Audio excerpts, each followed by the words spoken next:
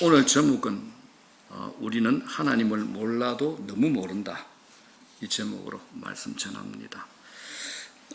이 세상 모든 사람이 살다가 한 번쯤 아니 수없이 느끼는 감정 중에 하나가 있죠. 뭔가 허전해라는 거일 겁니다. 여러분 한번 생각해 보십시오.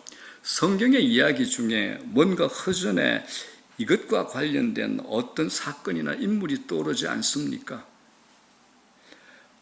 이상하게 들릴지 모르지만 우리가 남들 앞에서 벌거벗기 싫어하는 이유와 연관이 있습니다. 바로 하나님께서 먹지 말라는 선악과를 따먹은 아담과 하와의 범죄와 관련이 있습니다. 아담과 하와가 죄를 지은 후에 가장 먼저 느낀 감정은 뭔가 빠졌다는 허전함입니다. 그 뭔가가 뭡니까? 바로 옷입니다. 자, 우리가 현장에 들어가서 한번 확인해 봅시다. 자, 창세기 3장 6절 다 같이 시작. 여자가 그 나무를 본즉 먹음직도 하고 보암직도 하고 지혜롭게 할 만큼 탐스럽기도 한 나무인지라. 여자가 그 열매를 따먹고 자기와 함께 있는 남편에게도 주매 그도 먹은지라. 하나님이 먹지 말라 한 선악과를 따먹었습니다. 그 결과가 뭐냐? 7절의 결과가 있죠. 다 같이 시작. 이에 그들의 눈이 밝아져 자기들이 벗은 줄을 알고 무화과 나무 잎을 엮어 치마로 삼았더라. 실제로 여러분 아담과 하와는 하나님으로부터 처음 지음을 받은 후에 쭉 벗고 살았죠. 옷 안 입고 살았습니다. 그런데 죄를 지은 후에야 벗은 그것이 신경 쓰이기 시작합니다. 여러분 무엇이 변했을까요? 4세기 성 어거스틴이 그 답을 정확하게 이렇게 집어냅니다. 죄를 짓기 전 아담과 하와는 하나님의 사랑을 입고 있다는 느낌을 받았다.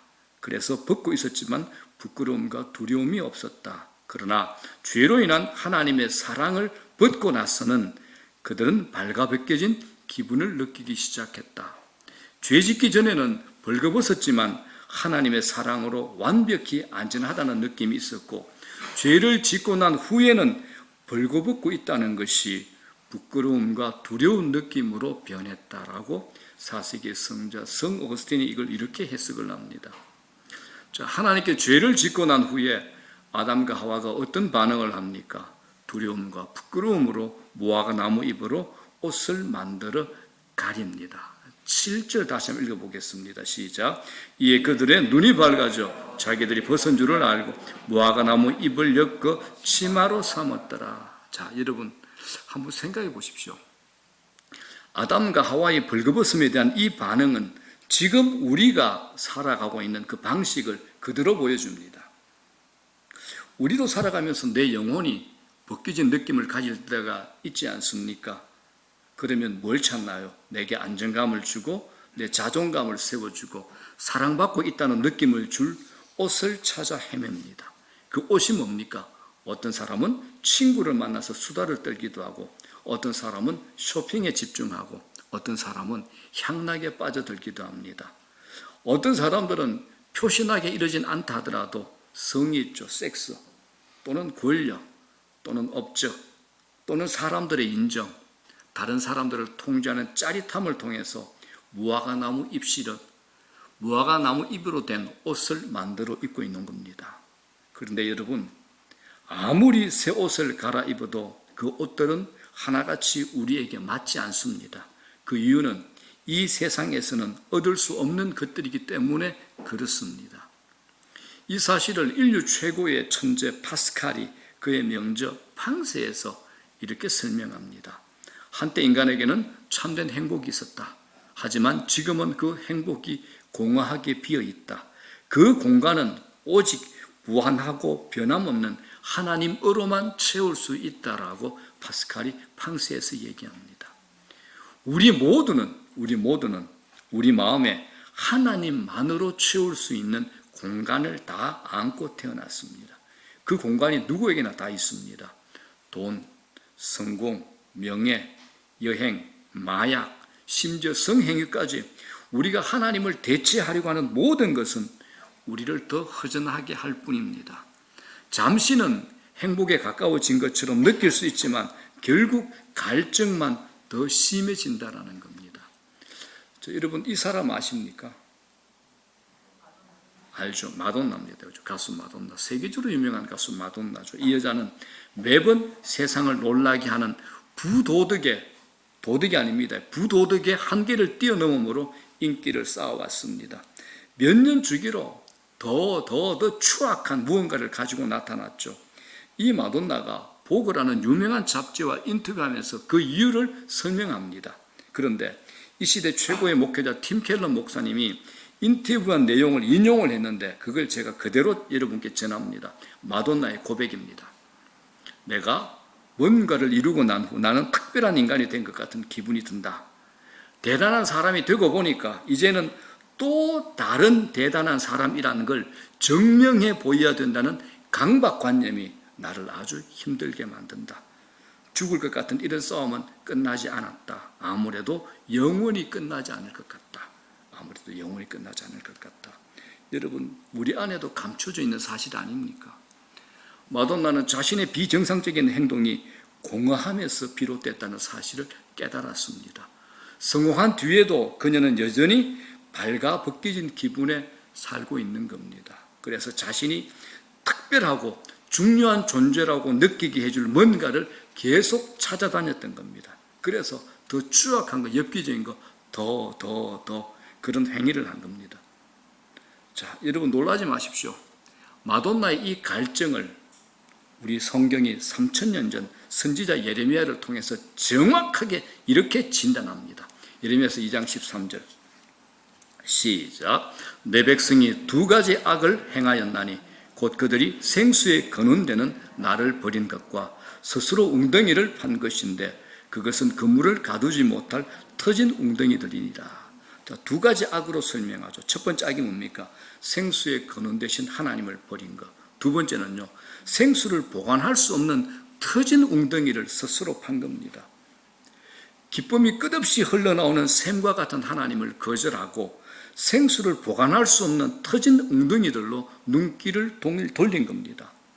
당시 웅덩이는 빗물을 모으기 위해서 돌로 쌓은 작은 저수조입니다. 그런데 대개 물이 새어 나와서 모아둔 물이 결국은 다 빠져나가 버리고 맙니다. 예레미야의 이 비유를 1000년이 지나서 예수님께서 자신의 삶을 통해서 또 우리에게 이렇게 설명합니다. 어느 날 오후 예수님은 사마리아 땅의 수가성에 있는 우물에 앉아 한 여인에게 물을 달라고 요청하죠. 그때 우물에는 예수님과 이 여인 두 사람밖에 없습니다. 당시 유대인들은 웬만해서 사마리아 사람들과 말을 섞지를 않았습니다. 두 민족이 오랫동안 서로 적대시했기 때문에 사마리아의 이 여인은 당연히 물 달라는 예수님의 부탁을 거절합니다. 그런데 예수님은 물러서지 않고 또 부탁하죠. 이렇게 말합니다. 요한복음 4장 10절입니다. 다 같이 시작. 예수께서 대답하시되 네가 만일 하나님의 선물과 또 네게 물 좀 달라 하는 이가 누구인 줄 알았더라면 네가 그에게 구하였을 것이요 그가 생수를 네게 주었으리라. 여기 생수는 원어로 흐르는 물을 뜻합니다. 깊은 지하의 강에서 흐르는 차갑고 아주 맛있는 투명한 물을 생수라 그럽니다. 그런데 이 여인이 길러온 물은 뭡니까? 미지근하고 탁한 물이죠. 차원이 다릅니다. 이 여인은 그러니까 예수님이 영적인 이야기를 하시는 줄 깨닫지를 못하는 겁니다. 당연히 혼란스럽죠. 도대체 무슨 우물을 말하는 거야? 이 여자가 혼란스러워하는 것을 예수님께서 아시고 예수님은 그 물이 다른 종류의 물이라는 것을 이렇게 새롭게 설명합니다. 13절 시작. 예수께서 대답하여 이르시되 이 물을 마시는 자마다 다시 목마르니와 이 물이 어떤 물이죠? 우물입니다. 자, 14절 시작. 내가 주는 물을 마시는 자는 영원히 목마르지 아니하리니 내가 주는 물은 그 속에서 영생하도록 솟아나는 샘물이 되리라. 이 여인은 더 혼란스러워졌습니다. 이게 뭐야? 예수님의 이 말 때문에 한치 앞도 보이지 않았습니다. 잠시 이 여자가 한숨을 돌린다. 그런 다음에 여인은 예수님이 자신을 놀리는 줄 알고 비꼬듯이 반박을 해버립니다. 15절 시작. 여자가 이르되 주여 그런 물을 내게 주사 목마르지도 않고 또 여기 물 길러러 오지도 않게 하옵소서. 여인은 자신이 이렇게 말하면 예수님이 어떻게 나올지 보려고 이렇게 말한 겁니다. 그런 물이 있기는 한가요? 있다면 한번 줘보세요. 이런 어투로 비꼬듯이 예수님께 말한 겁니다. 그런데 예수님은 이 말씀에 대한 설명은 하지 않으시고 뜬금없이 남편을 데려오라고 합니다. 16절 뭐라 그럽니까? 이르시되 가서 네 남편을 불러오라. 자, 이 말에 이 여자가 당황하죠. 어리둥절해졌죠. 이 여인이 말을 더듬습니다. 17절에 시작. 여자가 대답하여 이르되 나는 남편이 없나이다. 자, 그러자 예수님께서 전곡을 찌릅니다. 이렇게 말씀합니다. 17절 18절 시작. 예수께서 이르시되 네가 남편이 없다 하는 말이 옳도다. 너에게 남편 5이 있었고 지금 있는 자도 네 남편이 아니니 네 말이 참되도다라고 합니다. 자, 여러분, 이 말을 들은 여인이 얼마나 흠칫했을지 상상해 보십시오. 여인의 치부가 다 드러난 상황이죠. 이건 단지 창피한 상황이 아닙니다. 당시 간음은 사형죄에 해당합니다. 이 사실이 남들에게 알려지기라도 하면 목이 날아갈 수도 있습니다. 그렇지만 예수님은 이 여인을 협박하거나 창피를 주려고 한 게 아니라 이 여인에게 생수가 무엇인지 깨우쳐 주려고 한 겁니다. 이 여인은 수많은 남자들과의 관계를 통해서 자기의 공허함을 채우려고 했지만 실제로 자기 삶에서는 자기가 지금 물 길르러 온 수가성의 우물에서나 똑같은 공허함을 느끼고 있었던 겁니다. 매일 아무리 들이켜도 다음날 아침이면 갈증을 느끼는 겁니다. 자, 여러분, 이 말씀을 우리에게 한번 적용해 봅시다. 성공, 돈, 인기, 인정, 이게 좋긴 합니다. 성공하지 말고 돈 벌지 말라는 말 절대 아닙니다. 여러분, 성공하시고 돈 많이 버시고 쓰임 받으십시오. 그런데 이 말씀 속에 예수님께서 우리에게 정말 하시고 싶은 말씀이 있죠. 너희들이 이런 것으로 하나님을 대신하려고 하면 너희 인생의 갈증은 절대 해결되지 않는다. 이걸 예수님께서 우리에게 하시고 싶은 겁니다. 자, 여러분, 우상 숭배가 뭘까요? 이겁니다. 우리 마음 속에서 하나님을 다른 것으로 대체하려는 모든 시도가 우상 숭배입니다. 우리는 눈에 보이는 불상, 어떤 형상을 섬길 때 우상이라 그럽니다. 그렇지 않습니다. 내 마음 속에서, 우리 마음 속에서 하나님을 다른 것으로 대체하려는 모든 시도가 전부 우상입니다. 우리 마음 속을 지적하죠. 숨길 수가 없습니다.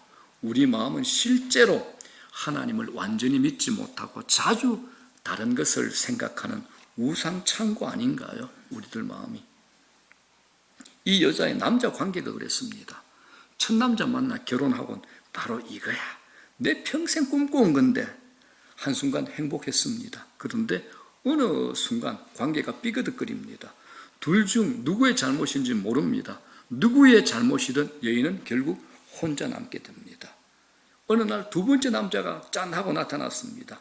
이번에는 첫 번째 실패를 경험 삼아 고르고 고른 남자니까 잘 풀릴 거라 한껏 기대감이 부풉니다. 그 남자와 결혼합니다. 그런데 이번에도 갈라서고 맙니다. 세 번째, 네 번째, 다섯 번째 남편과의 결혼 생활도 같은 결론을 맺습니다. 예수님을 만났을 때 이 여인은 행복한 결혼의 꿈을 완전히 접었던 것이 분명합니다. 이제는 나는 자유연애다. 이런 결론을 내렸을 겁니다. 그렇지만 여전히 목이 말랐습니다. 부끄러웠습니다. 이 여인은 수많은 사람이 매일같이 던지는 그 질문을 자신에게 던져봅니다. 도대체 뭐가 빠진 거야? 내게 뭐가 문제야? 자신에게 물어보는 겁니다. 자, 여러분께 묻고 싶습니다. 여러분이 생각하는 이 여인의 인생 해답은 무엇입니까? 여러분이 생각하는 이 여인의 인생 해답은 무엇일까요? 좋은 남자를 만나지 못해서입니까? 아닙니다. 엉뚱한 우물을 기웃거리는 것이 문제라는 겁니다. 엉뚱한 우물입니다. 요즘 유행하는 노래를 보면 마치 연애가 종교인 것처럼 거기에 목숨을 거는 내용들이 많습니다. 어떤 노래를 들어보니까 여자친구와 헤어지는 것이 마치 자기 인생에 태양을 잃은 것처럼 슬프다. 구슬프게 읊조리는 그런 가사도 봤습니다. 연애해야죠. 사랑해야 됩니다. 하지 말라는 거 아닙니다. 제가 드리고 싶은 본질적인 핵심이 뭐냐? 우리 사람은 다른 사람의 영혼의 무게를 감당할 수 없게 만들어졌습니다. 우리는 절대 다른 사람의 영혼의 무게를 감당할 수 없습니다. 오직 하나님의 사랑만이 그 무게를 감당할 수 있다라는 겁니다.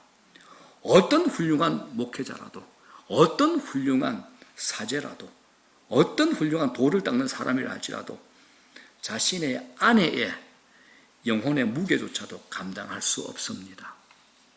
이걸 인류 역사상 최고의 지혜자, 온갖 부귀영화를 다 누려본 솔로몬이 이렇게 얘기합니다. 전도서 3장 11절 시작. 하나님이 모든 것을 지으시되 때를 따라 아름답게 하시고 또 사람들에게는 영원을 사모하는 마음을 주셨느니라. 이게 우리 공간입니다. 영원을 사모하는 마음. 하나님이 우리 안에 영원을 사모하는 마음의 공간을 만들어 놓으셨다라고 합니다. 그래서 우리 영혼은 영혼에 대한 갈증을 느끼고 살 수밖에 없는 존재입니다. 이건 영원하신 하나님만이 우리의 갈증을 채워줄 수 있는 겁니다.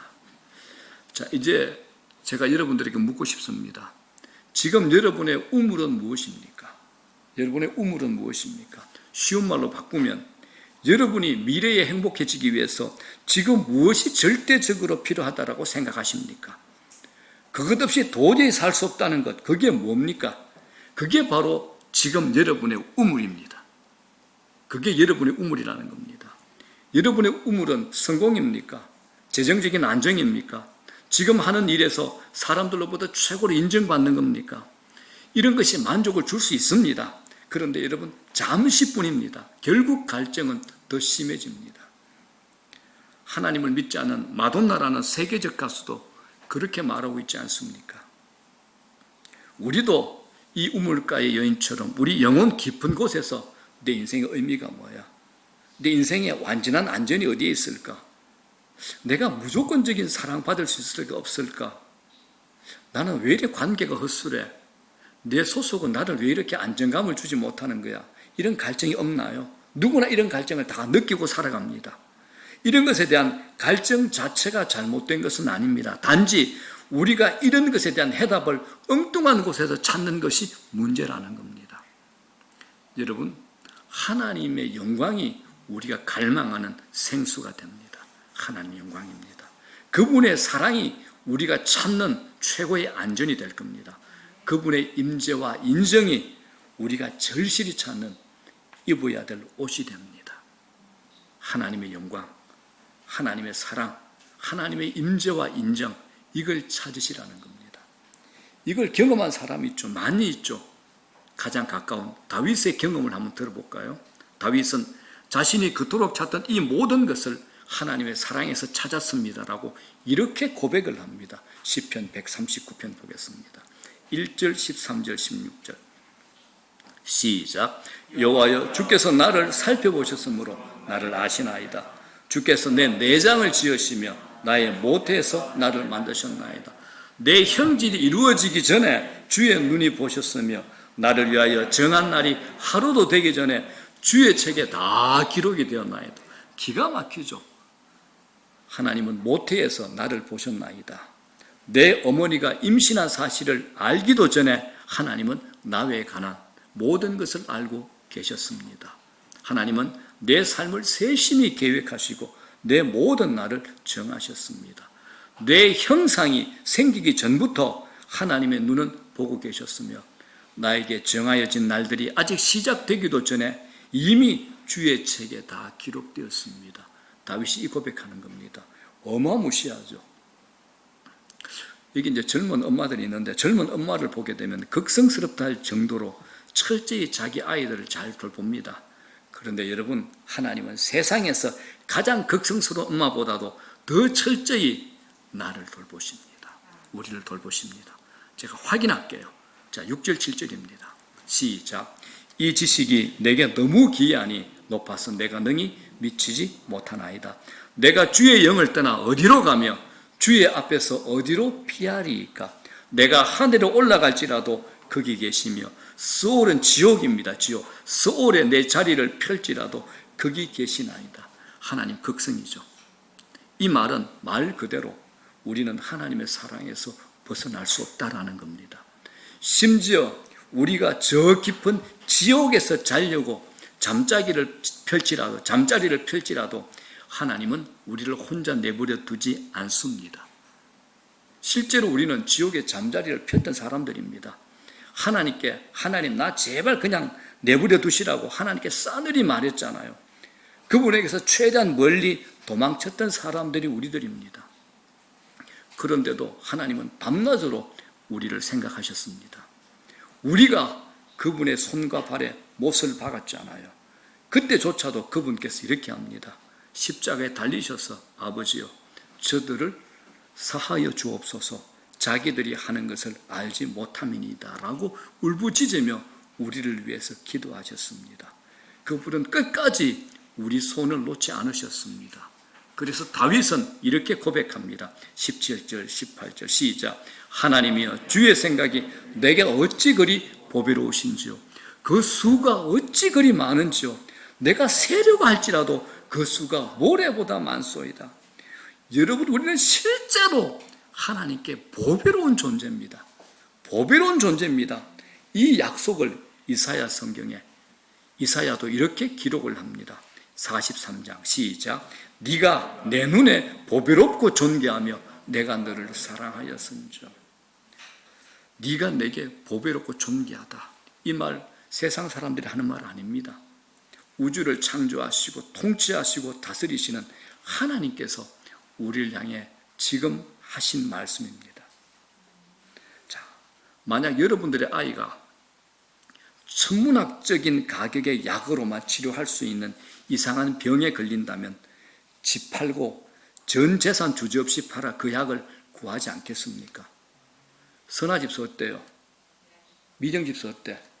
그러죠. 저도 그렇게 할 겁니다. 내 아이들은 그만큼 내게 보배로운 존재입니다. 여러분 생각해 보십시오.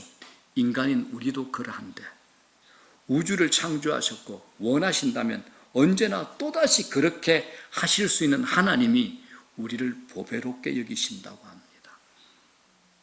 죄로 영원한 지옥의 저주에 머물 수밖에 없는 우리를 되사기 위해서 상상을 초월하는 굴욕과 고문, 멸시를 기꺼이 감당하신 것만 봐도 우리가 그분께 얼마나 보배로운 존재인가를 알 수 있는 겁니다. 사랑하는 여러분, 우리 모두가 귀하게 여김을 받고 싶어 하고 사람들의 인정과 칭찬에 목말라 합니다. 누군가에게 특별한 존재이기를 원하고 있습니다. 잊지 마십시오. 우리 모두 이미 그런 존재입니다. 이미 그런 존재입니다. 하나님의 사랑은 그 어떤 사랑보다도 풍성하고 깊고 오래갑니다. 하나님의 성품처럼 그 사랑은 영원합니다.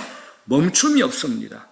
다윗의 말 맞다나 하나님은 우리에 관한 생각을 멈추지 않을 정도이니 우리가 그분께 얼마나 중요하고 보배로운 존재이겠습니까?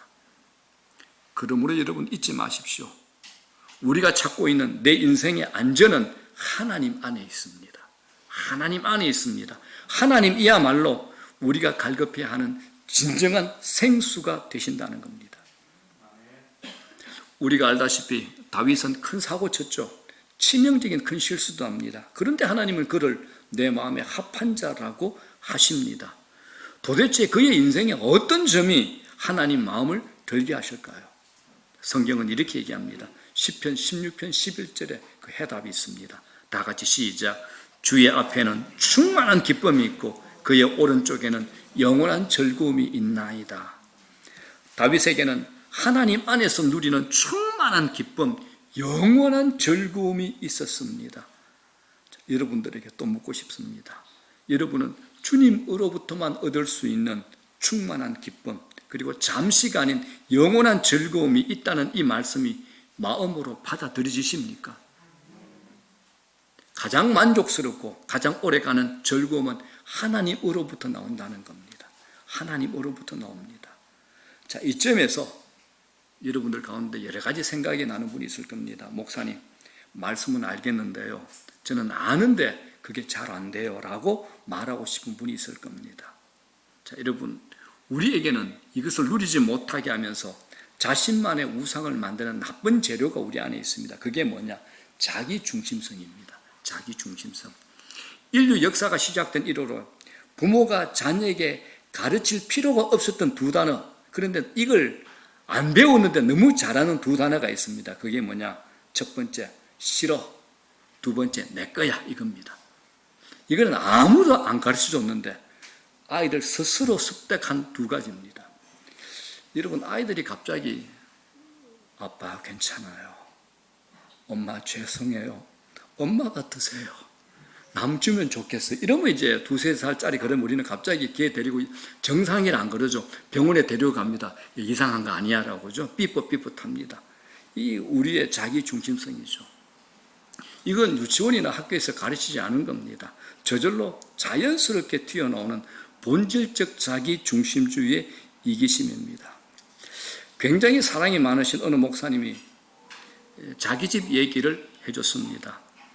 막내가 3살 때쯤에 먹기 싫은 음식을 주면 이 막내가 아빠 엄마 얼굴을 똑바로 쳐다보면서 접시를 바닥에 내동댕이 쳤다고 합니다. 그 아이가 부모님에게서 이 행동 배웠겠습니까? 우리의 타고난 본성은 하나님 중심이 아니라 자기 중심적입니다. 요새 이제 스마트폰의 카메라 기능이 워낙 좋아서 언제 어디서나 사진 찍을 수 있습니다. 그런데 여러분, 단체 사진 찍을 때 잘 보십시오. 남들이 아무리 잘 나와도 소용없습니다. 내 사랑하는 절친이 눈을 감고 찍든 말든, 누구는 가발이 흘러나와도 나만 예쁘게 나오면 그건 걸작입니다. 그렇지 않습니까, 여러분? 어디 여러분 사진만 그런가요? 우리네 삶 전체가 그렇다라는 겁니다. 그저 자신만 행복하면 행복한 삶이 되는 겁니다. 그런데 여러분, 하나님 그렇게 하지 않으셨어요. 오히려 자신의 위험을 숨기고 힘을 억누른 채 해봐야 고맙다는 말도 듣지 못한 일을 행하셨습니다. 이렇게요. 빌립보서 2장 8절 이렇게 하셨습니다. 시작. 사람의 모양으로 나타나서 자기를 낮추시고 죽기까지 복종하셨으니 곧 십자가에 죽으심이라. 생각해 보십시오. 하나님이십니다.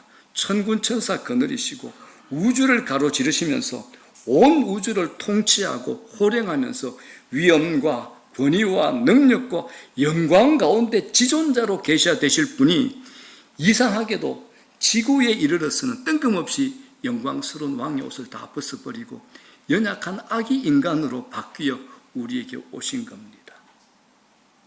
이분은 반역자를 멸절시키기는커녕 도리어 그들에게 처형당하는 선택을 하셨습니다. 그런데 우리가 고마워했습니까? 아니요. 천만의 말씀입니다. 그분은 반역자요 도둑인 우리를 되사기 위해서 십자가로 가기까지 우리를 사랑하신 겁니다. 만왕의 왕이라는 영광스러운 이 왕의 옷을 다 벗어놓고 무기력한 아기의 모습으로 이 세상에 들어오신 겁니다. 제가 지난 주일과 오늘 계속 복음 하나님께 대해서 말씀드리고 있습니다. 그 이유가 뭐냐? 오늘 설교 제목처럼 우리는 하나님을 몰라도 너무 모른다는 겁니다. 실제로 우리는 하나님을 몰라도 너무 모릅니다.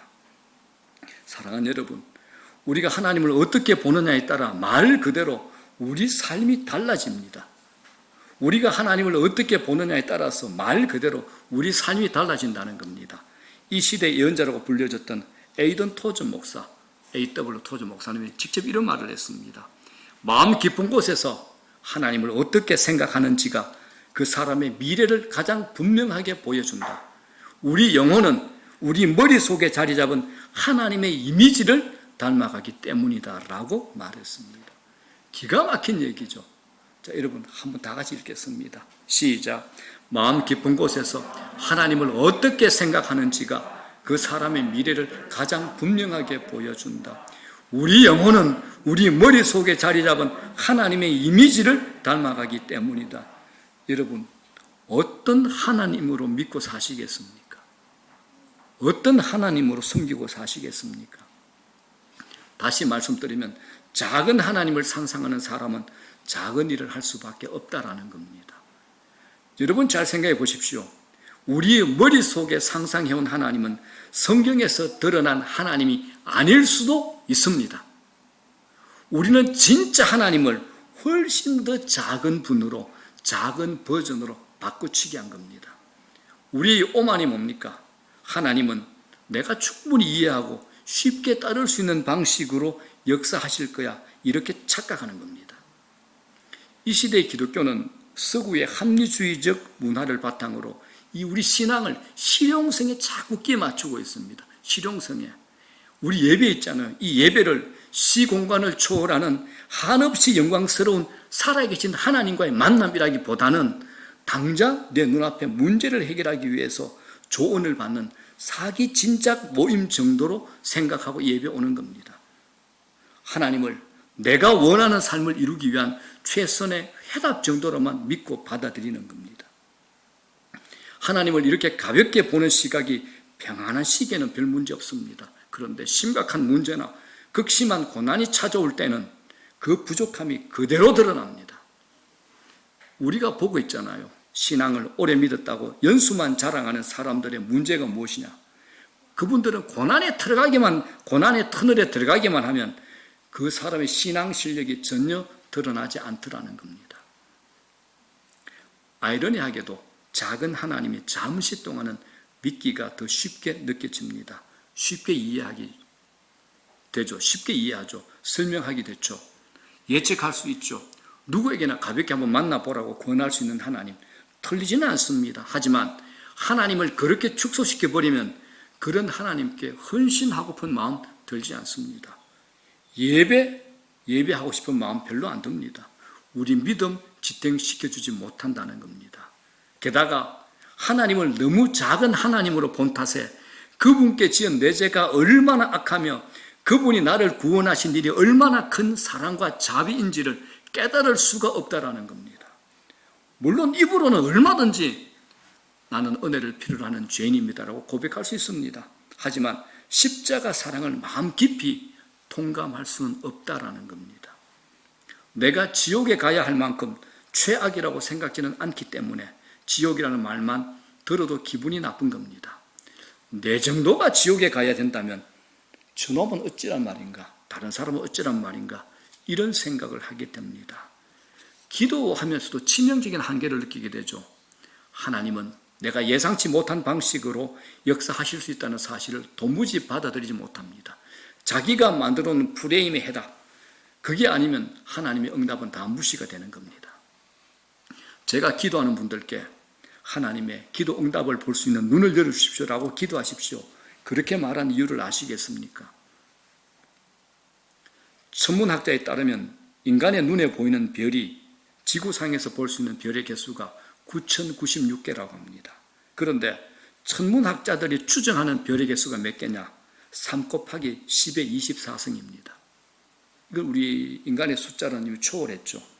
이걸 풀었으면 이렇게 됩니다. 3, 0, 0, 0, 0, 0, 0, 0, 0, 0, 0, 0, 0, 0, 0, 0, 0, 0, 0, 0, 0, 0.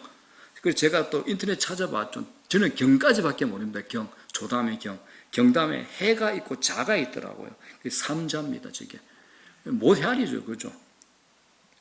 우주에 천문학자들이 발견한 별만 저 정도입니다. 어림잡아서. 우리가 사는 지구의 둘레가 4만 킬로랍니다. 근데 저 별의 크기가 다양한데 일반적으로 말할 때 별의 크기가 보통 지구의 100배라고 합니다. 지구의 100배 되는 그 별이 우주에 이만큼 많답니다. 감이 잡히지 않죠. 또 있습니다. 여러분들 원자폭탄의 위력을 아시죠? 이 모든 별이 각 별이 매 초마다 약 1조 개의 원자폭탄에 맞먹는 에너지를 뿜어낸다고 합니다. 1초마다 1조 개의 원자폭탄에 맞먹는 에너지를 뿜어낸답니다. 상상이 안 되잖아요. 그런데 성경에 기가 막힌 말씀이 있습니다. 이사야 선지자는 우리의 숫자로 다 부를 수 없는 이 많은 별 하나하나를 하나님은 이름으로 부르신다라고 이사야 선지자가 얘기합니다. 신기하죠? 이사야서 40장 26절. 자, 다 같이 시작. 고개를 들어서 저 위를 바라보아라. 누가 이 모든 별을 창조하였느냐? 바로 그분께서 천체를 군대처럼 불러내신다. 그는 능력이 많으시고 힘이 세셔서 하나하나 이름을 불러 나오게 하시니 하나도 빠지는 일이 없다. 아멘. 저는 우리 교인들 110분 되는데 그 집 아이들 이름도 기도 조금 오래 빼먹으면 잊어버리거든요. 100몇 개밖에 안 되는데 하나님은 저 많은 별의 이름을 다 헤아리고 계신답니다. 하나하나 이름을 다 부르신답니다. 하나도 빠지는 일이 없다랍니다. 여러분, 이토록 상상할 수 없는 광활한 우주를 창조하시고 그 안에 지극히 작은 공간 안에서 벌어지는 일까지도 훤히 아시는 하나님께 그냥 크시다, 이 표현은 적합하지 않습니다. 하나님은 큰 것보다 더 크신 분입니다. 하나님은 우리가 크다라는 뜻으로 사용하는 모든 단어를 다 합친 것보다 더 크신 분이 됩니다. 인간의 그 어떤 수식어나 척도로도 그분의 크기나 능력을 제대로 표현할 수 없다라는 겁니다. 이 우주가 아무리 방대하다 한들 어디까지나 한계가 있을 겁니다. 유한합니다. 하지만 하나님의 존재는 우주의 가장 끝 경계선 너머까지 끝이 없이 뻗어 있습니다. 이사야서에 따르면 이 온 우주는 겨우 그분의 손바닥 안에 들어갈 정도밖에 되지 않는다고 합니다. 하나님의 손바닥 안에. 저는 여러분들에게 간절히 부탁드립니다. 하나님의 광대하심이란 이 실제가 우리가 그분 앞에 기도할 때, 무릎을 꿇을 때, 예배 드릴 때, 그분을 묵상할 때, 또 그분이 우리에게 말씀하실 때 우리가 반응하는 것으로 드러나야 한다는 겁니다. 반응하는 것으로 드러나야 한다는 겁니다. 이제 말씀 정리합니다. 우리가 만물을 창조하신 하나님을 따를 때 반만 따른다, 이건 있을 수 없는 겁니다. 하나님과 즐겁게 동행하는 유일한 길은 온전히 끝까지 따르는 겁니다. 찰스 스펄전 목사님은 반만 헌신하는 그리스도인이 세상에서 가장 불행한 사람이라고 말합니다. 하나님께 한 발을 걸쳐놓았으니 이 세상에서 불행하고 세상에도 한 발을 걸쳐놓았으니 하나님 안에서 불행한 겁니다. 제가 볼 때 성경 전체에서 가장 슬픈 구절이 뭐냐? 오늘 우리가 함께 봉독한 마태복음 13장 58절 말씀입니다. 그들이 믿지 않음으로 말미암아 거기서 많은 능력을 행하지 아니하시니라. 여기서 거기는 예수님의 고향 나사렛입니다.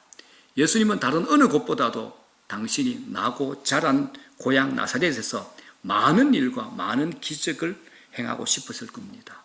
그곳에서 고통에 신음하는 자들 상당수가 예수님이 어릴 적부터 봐왔던 얼굴입니다. 그럼에도 예수님은 그곳에서 기적을 별로 행하지 않으셨습니다. 그 이유가 뭘까요? 단 하나, 그들이 믿지 않음으로입니다. 그들이 믿지 않음으로, 불신 때문입니다.